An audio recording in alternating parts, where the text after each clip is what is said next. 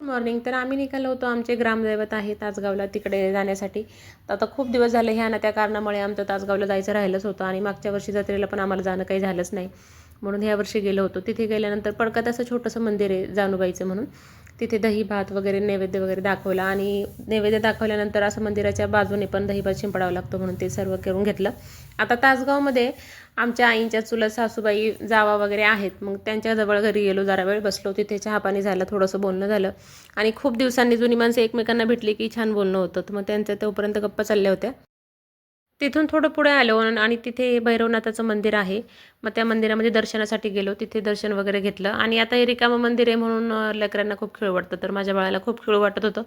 तो असा तिथे गोल-गोल पळत होता. इथे पळ, तिथे पळ. तिथे जरा वेळ बसलो. तिथे बसल्यानंतर परत पुढे आम्हाला जायचं होतं नवसरी आईला, म्हणजे ती पण आमची देवीच आहे. म्हणजे तिथून पुढे 10-15 किलोमीटर असेल फडतरवाडी म्हणून. म्हणून तिथे गेलो. तिथेही छान नैवेद्य वगैरे दाखवला. तिथे जरा वेळ मंदिरामध्ये बसलो आणि आता घरी जायला निघालो. आता एवढं फिरलोय म्हटल्यावर पेटपूजा झाली पाहिजे म्हणून जाताना मिसळपाव खायचं ठरलं आणि यांनी यापूर्वी तिथे मिसळ खाल्ली होती. मग आम्हाला ते म्हणले तिथे जाऊया मिसळ खायला, खूप छान आहे म्हणून. आणि खरंच मिसळ खूप छान होती. सुंदर मिसळला कट होता आणि क्वालिटीसुद्धा खूप छान होती. तर असा होता आजचा दिवस. तुम्हाला कसा वाटला व्हिडिओ कमेंटमध्ये नक्की सांगा आणि आवडत असेल तर नक्की फॉलो करा.